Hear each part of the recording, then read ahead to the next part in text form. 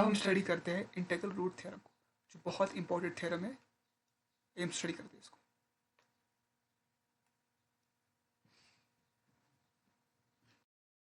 अब हम स्टडी करते हैं इंटीग्रल रूट थ्योरम को, बहुत इंपॉर्टेंट थ्योरम। देखो क्या कह रहा है, if F x is a polynomial, अगर हमारे पास एफ एक्स कोई पॉलिनोमियल है, एफ एक्स लिखो मैंने polynomial, x cube plus 2x square minus 11x minus 2, if F x is a polynomial integral coefficients. Coefficients क्या होना चाहिए इंटीग्रल, मतलब जो वेरिएबल के साथ लिखा है ना कांस्टेंट टर्म, ये क्या होना चाहिए, इंटीजर होना चाहिए, है ना। एक्स क्यूब का कोफिशिएंट 1, एक्स स्क्वायर का 2, एक्स का माइनस 11 है, बिल्कुल है। और leading coefficient and the leading coefficient is 1, मतलब जिस टर्म का डिग्री मैक्सिमम, जिस डिग्री का पावर मैक्सिमम है, उसका जो कोफिशिएंट होगा 1 होना चाहिए। क्योंकि लीडिंग कोफिशिएंट क्या होता है, the coefficient of the maximum degree term, मतलब जिस टर्म का पावर मैक्सिमम है उसका कोफिशिएंट कहते हैं लीडिंग कोफिशिएंट, उसको 1 होना चाहिए।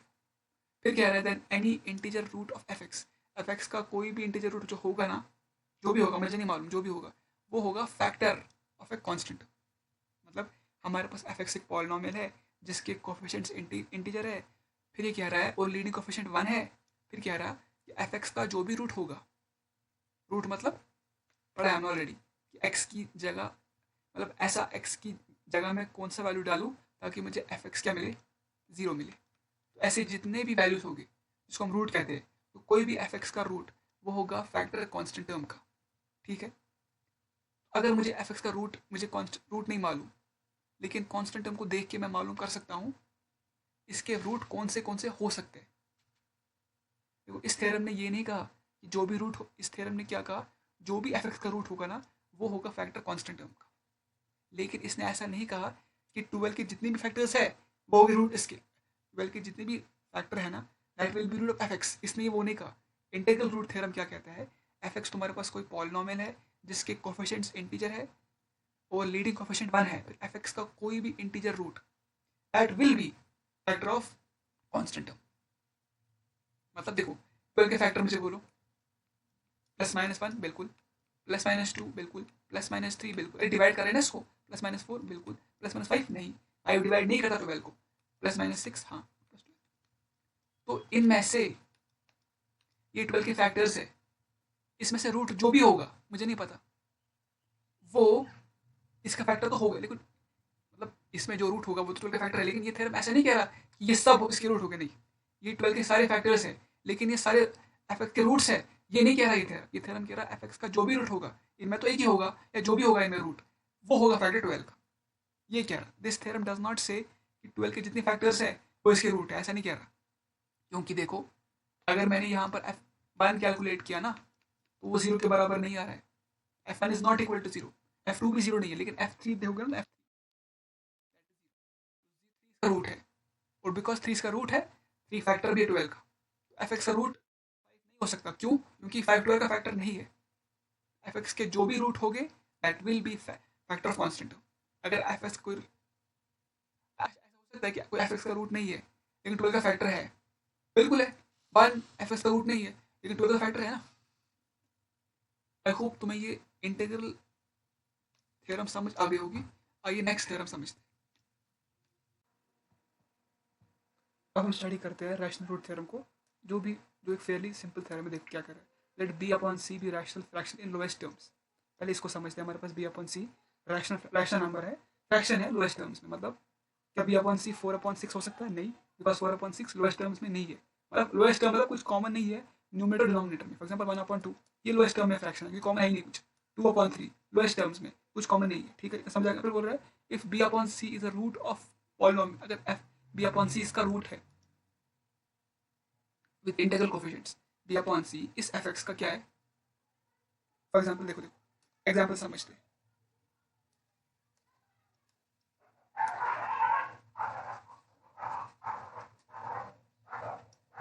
देखो मेरे पास एफ एक्स क्या है, देखो एफ एक्स मेरे पास ही है 6x³ plus 5x² minus 3x minus 2। B upon C is if, अगर बी अपॉन सी इसका रूट है, इस पॉलिनोमियल का रूट है, तो विद इंटीग्रल कोफिशिएंट्स। हमारे पास ये एफ एक्स है, इसका बी अपॉन सी रूट है, तो जो बी है ना, बी फैक्टर होगा किसका, वो बी फैक्टर होगा कॉन्स्टेंट टर्म का, और सी जो है ना फैक्टर होगा लीडिंग कोफिशिएंट का, यानी 6 का। समझ आया तुमको? अगर हमें B upon c rational fraction है, फिर हमने कहा कि अगर इस एफ एक्स का रूट बी अपॉन सी, हमें थोड़ी मालूम है बी सी बी और सी का वैल्यू, फिर ये कह रहा है जो बी होगा ना, तो वो क्या होगा, फैक्टर ऑफ कॉन्स्टेंट टर्म। अब मुझे बोलो कॉन्स्टेंट टर्म क्या है यहाँ पर, -2 है, बी की वैल्यू क्या क्या हो सकते हैं, +-1 +-2 हो सकते हैं। और कह रहे हैं सी जो है ना, सी वो होगा फैक्टर ऑफ लीडिंग कोफिशिएंट, मतलब इसकी वैल्यू क्या, सी के, ये बी के वैल्यूज है, ये सी के वैल्यूज क्या हो सकते हैं, +-1 +-2 +-3 +-4 नहीं हो सकता, 5 भी 6 हो सकता है। आया समझ? अब देखो बी अपन सी क्या क्या हो सकता है, देखो बी अपन सी या तो हो सकता है +-1 हो सकता है, +-2 भी हो सकता है, +-2/3 भी हो सकता है, +-1/6 भी हो सकता है, और +-1/3 भी हो सकता है ना? समझाए आगे तुमको? अरे यार, पिछले थ्योरम में क्या था ना, अगर इस थ्योरम में अगर रूट तुम्हारे पास रैशनल आ जाएगी, इंटीजर रूट नहीं आ रहा है, रैशनल रूट आ रहा है, तो हम क्या करेंगे, तो हम बोलेंगे जो न्यूमरेटर होगा ना, न्यूमरेटर जैसे बी है, वो फैक्टर किसका होगा, फैक्टर होगा इसका, वो कांस्टेंट टर्म का, और जो सी है डिनोमिनेटर, वो होगा फैक्टर किसका, लीडिंग कोफिशिएंट का। समझ आ गया तुमको? मतलब एफ एक्स का अगर रूट रैशनल नंबर आ रहा है, मुझे नहीं पता वो क्या होगा, लेकिन रैशनल आ रहा है, तो जो न्यूमरेटर होगा ना, that will be factor of क्या, क्या होगा, फैक्टर होगा कांस्टेंट टर्म का, और जो होगा ना ये क्या बोलते हैं, डिनोमिनेटर, वो होगा फैक्टर लीडिंग कोफिशिएंट का। इस थ्योरम ने कहा एफ एक्स का रूट, देखो मुझे पता है एफ एक्स का रूट इंटीजर नहीं है, रैशनल है, ठीक है, तो इतना मालूम है कि जो न्यूमरेटर होगा ना, फैक्टर होगा कांस्टेंट टर्म का, और डिनोमिनेटर फैक्टर होगा लीडिंग कोफिशिएंट का। इस थ्योरम ने ये नहीं कहा कि जितने भी फैक्टर, जितने भी हो गए मतलब जितने इस थ्योरम ने ऐसा नहीं कहा कि मतलब न्यूमरेटर के जितने फैक्टर्स है, डिनोमिनेटर के जितने फैक्टर्स है, वो ऐसा नहीं कहा। इसने कहा एफ एक्स का जो भी, अगर एफ एक्स का रूट रैशनल है, मुझे नहीं पता क्या, लेकिन है रैशनल है, तो जो न्यूमरेटर होगा ना, that will be factor of constant term, और डिनोमिनेटर होगा ना फैक्टर ऑफ लीडिंग कोफिशिएंट। अब तुम जब अब देखो इतने पॉसिबल वैल्यूज है ना इसमें, इतने पॉसिबल वैल्यूज है बी अपन सी के, तो इनमें से देखो 1/6 डालोगे ना, वो एफ एक्स का रूट नहीं आ रहा है, क्योंकि इस थ्योरम में था कि जितने फैक्टर है -2 के और अपॉन जितने फैक्टर, ऐसा नहीं, इसने कहा इसके जितने रूट्स है वो फैक्टर हो गए, उनमें से न्यूमरेटर फैक्टर होगा इसका, और डिनोमिनेटर फैक्टर होगा लीडिंग कोफिशिएंट। तो जब मैं एक्स की जगह -1 डालूंगा ना, इसमें डालो -1 वैल्यूज,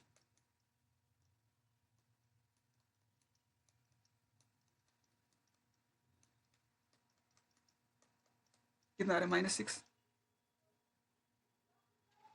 क्या है ना, +5 +3,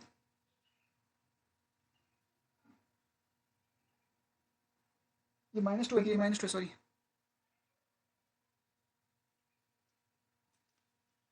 5 + 3 8, 8 - 8 0। समझ आ गया तुमको थ्योरम क्या है? आगे होगी, फिर से रिवाइंड करना लेक्चर को, समझ आ गया होगा। इसके बाद थ्योरम बहुत सिंपल है, क्या ये, इसको भी हम समझेंगे नहीं अच्छी तरीके से, क्योंकि अभी तुम लोगों को समझ नहीं आएगी, ऐसे इसको भी रटा कर दिया, याद कर दिया। nth डिग्री पॉलिनोमियल है हमारे पास, F X X raise power 4, ये कौन सी पॉलिनोमियल है, एफ एक्स इज इक्वल, ये है 4th degree polynomial, F x is equal to X raise power square, can have at most N real roots, इसके एट मोस्ट मैक्सिमम हो सकते हैं 2 एन रियल रूट्स, एक nth डिग्री पॉलिनोमियल के can have at most N real roots, ठीक है, समझ आ गया होगा।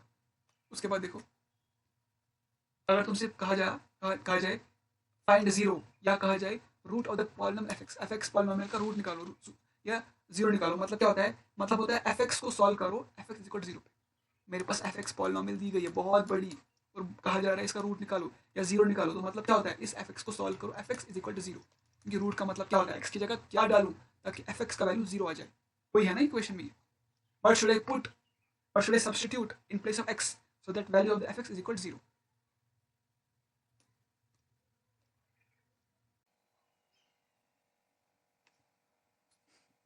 अब हम कुछ क्वेश्चंस देखते हैं। देखो पहला क्वेश्चन क्या है, मेरे पास एफ एक्स दिया गया हुआ है 2x³ - 13x² + 17x प्लस 12, ये fx मेरे पास दिया गया और बोला जा रहा है फाइंड f2 निकालो।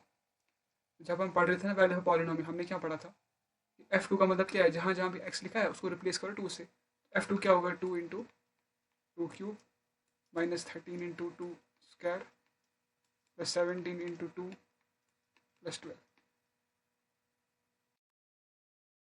2 क्यूब का 8, 8 two 16 minus 2 square 4, 4 into 30 minus 52 plus 34 plus 12 कितना होगा, 34 और 16 कितना होगा, होगा 50, 50 प्लस 12 कितना होगा 62, और 62 माइनस 52 कितना होगा 10। 10 इसका आंसर बहुत सिंपल है। और हमसे पूछा जा रहा है f3 निकालो, f माइनस 3 निकालो। कुछ नहीं करना है, जहाँ जहाँ पर x लिखा है उसको माइनस 3 से रिप्लेस करो। 2 इंटू माइनस 3 का cube minus 13 into 3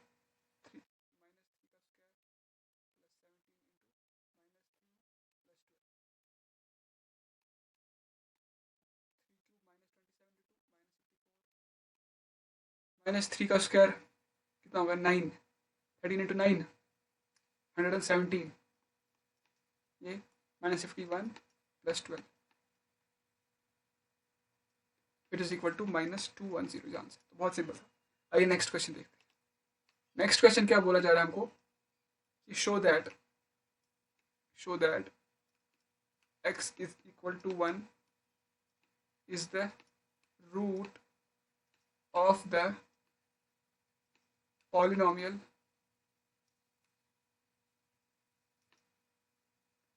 2x cube minus 3x square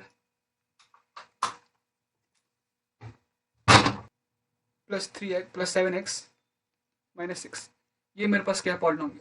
इसको मैं डिनोट कैसे कर सकता हूँ, एफ एक्स से भी, जे एक्स से भी, कोई भी एक्स का फंक्शन, तो मैंने एफ एक्स से डिनोट इसको किया। फिर कहा जा रहा है show that x is equal to 1 इस पॉलिनोमियल का रूट है। मतलब क्या है, x is equal to 1 is the root of polynomial, मतलब अगर मैं एक्स की जगह 1 डालूंगा ना तो इसका वैल्यू 0 आ जाएगा, मतलब f1 इज इक्वल टू 0 बोला जा रहा है। 1 is the root of polynomial मतलब f1 इज 0।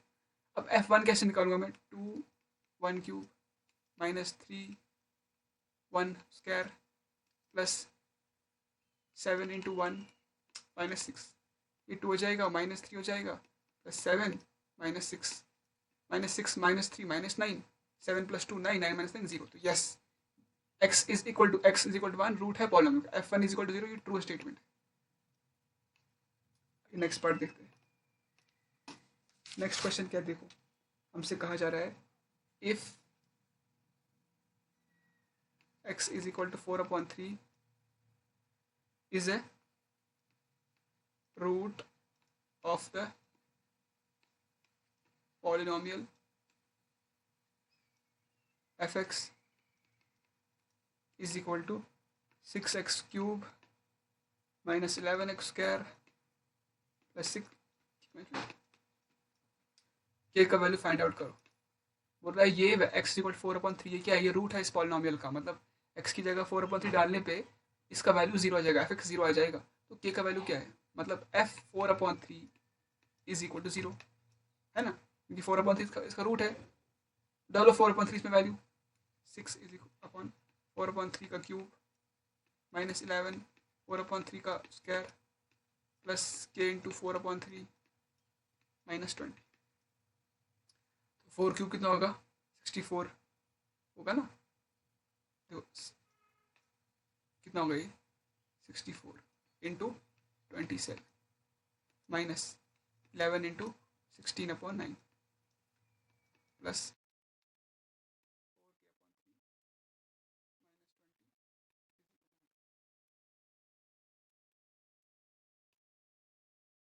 थ्री 9 तो क्या आएगा 128/9 माइनस 176/9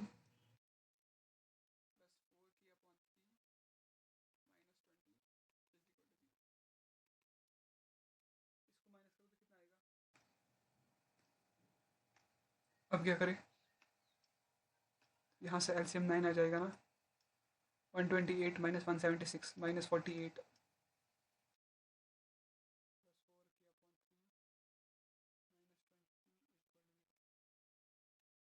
यहाँ से -48 प्लस 3 इधर 9 9 12 के -20 इज इक्वल टू 0। अगर a अपॉन b 0 है, b तो 0 हो नहीं सकता, a को 0 होना पड़ेगा। मतलब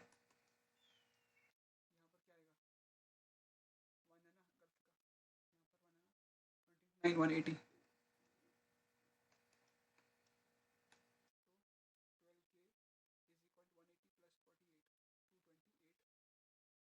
ये क्या आ जाएगा?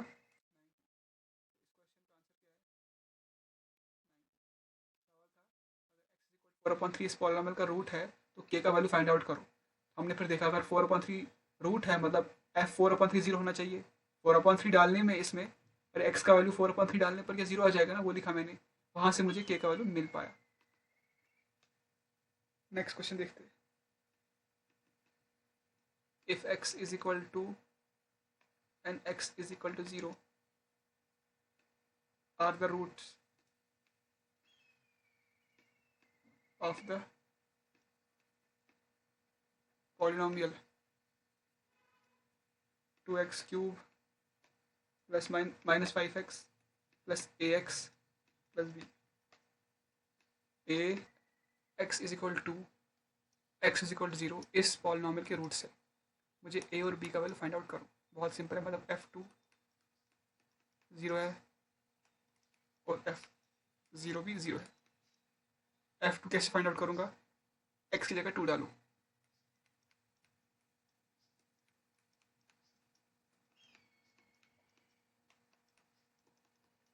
f0 इज इक्वल टू 0 कैसे फाइंड आउट करो? x की जगह 0 डालो।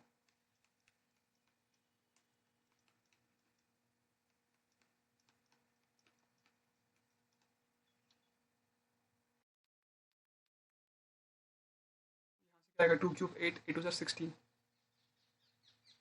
16 माइनस 10 कितना आएगा वो?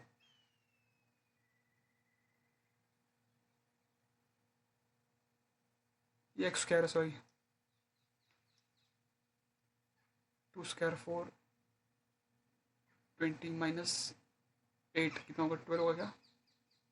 4 प्लस 2a लेकिन -4 आ plus b is equal to 0। यहाँ से ये 0 ये 0 ये 0 b इज इक्वल टू 0 आ गया। डालो यहाँ पर। तो अब मेरे पास दो इक्वेशंस आ गई ना,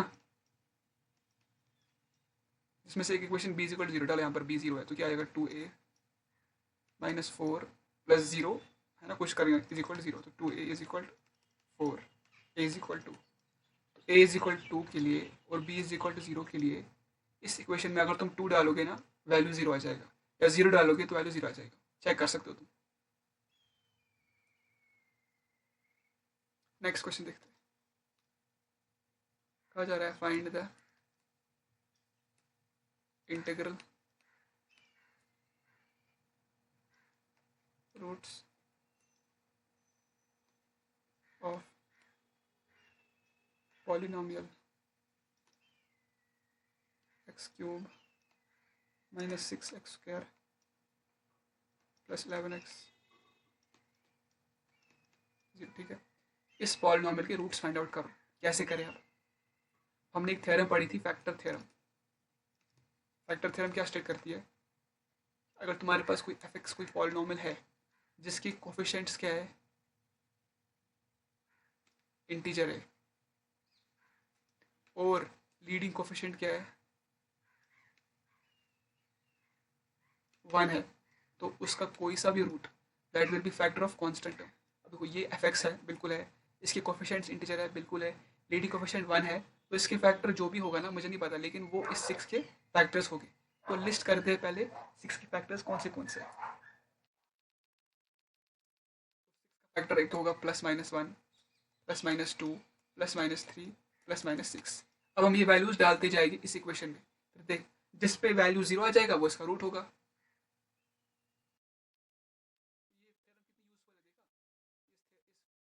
रूट्स फाइंड आउट करने हैं, हम फैक्टर थ्योरम से कैसे फाइंड आउट कर सकते हैं? हमें पता है कि इसके वो जो रूट जो भी होगा ना वो कांस्टेंट टर्म का फैक्टर होगा। तो +-1 डालो, 1 -6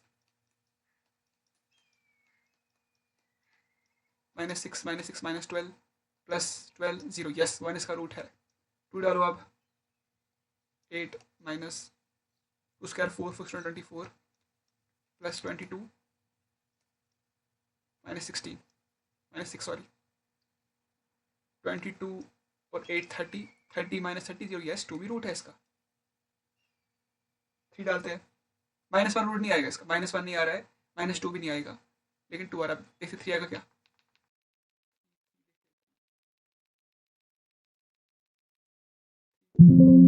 7 minus 6 2 square 4 plus 11 33 minus 6 27 minus 6 कितना आंसर है इसका? ये माइनस 3 यहाँ नहीं आएगा सॉरी।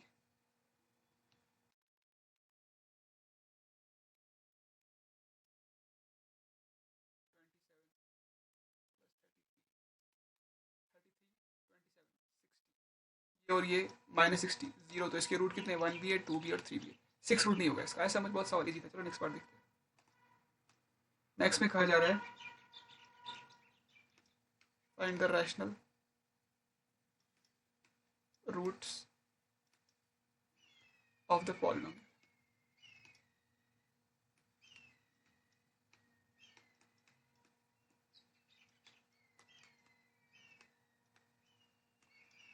हमें इस पॉलिनोमियल के रैशनल रूट्स निकालने। हमने कल पढ़ा है कौन सी थ्योरम? रैशनल रूट थ्योरम, कि अगर हमारे पास b अपॉन सी कोई फ्रैक्शन लोएस्ट टर्म्स में है, अब देखो इसके रूट्स रैशनल है ना, इसके रूट्स है ना रैशनल। हमने तो हमने कहा था मान लो वो रूट रैशनल रूट है, वो b अपॉन सी मतलब लोएस्ट टर्म फ्रैक्शन है, उसका मतलब ये जो b होगा ना वो होगा फैक्टर किसका? 6 का, और जो c होगा ना फैक्टर होगा 2 का। ऐसा मुझे, अरे फाइंड द रैशनल रूट्स, इसके रैशनल रूट्स निकालो। मतलब क्या चला? मतलब ये चला मालूम कि इसके रूट्स रैशनल है, तो इस फॉर्म का होगा ना b अपॉन सी में, बिल्कुल। तो जो ये न्यूमरेटर होगा ना, ये फैक्टर होगा कांस्टेंट टर्म का, और जो c है ना ये फैक्टर होगा लीडिंग कोफिशिएंट का। तो b निकालो फैक्टर आप, +-1 +-2 +-3 +-6, और ये क्या है? c के निकालो फैक्टर्स +-1 +-2। तो अब पॉसिबल रूट्स क्या हो सकता है? 1 1/2, 2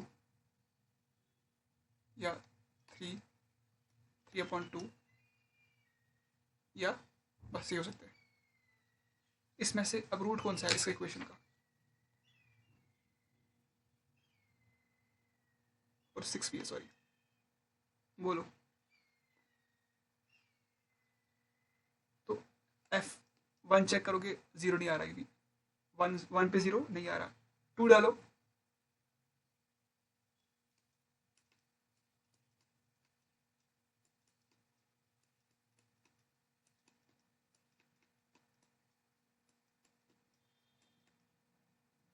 -27 -22 -6 कितना है बोलो?